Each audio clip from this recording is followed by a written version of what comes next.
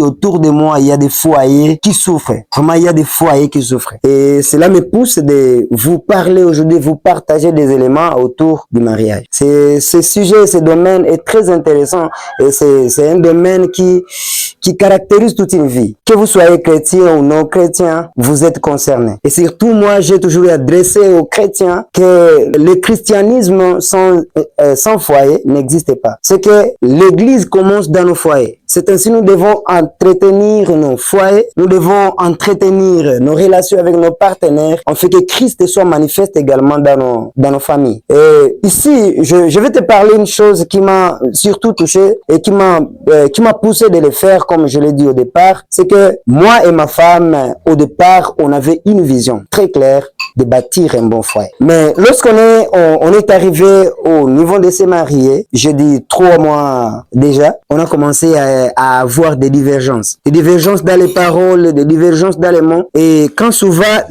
nos aînés nous disaient quand je n'étais pas encore marié que il y a des fois vous pouvez dire à votre femme que vous allez faire cette chose ou bien cela et vous allez venir peut-être n'a pas fait ce que vous avez demandé. Et vous allez commencer à vous acharner contre elle, disant que peut-être elle l'a fait volontairement. Non, non. Il y a de ces choses qui sont volontaires que les femmes font et des choses qui sont involontaires. Et les hommes devront être conscients dans ces affaires. Parce que chez nous, surtout en Afrique, vous allez voir une femme, elle est dans la cuisine, elle doit travailler, elle doit prendre soin des enfants. Et toutes ces choses sont des charges. Et pendant que l'homme, lui, il est parti au travail, il va revenir et lorsqu'il va revenir, il va se mettre par exemple.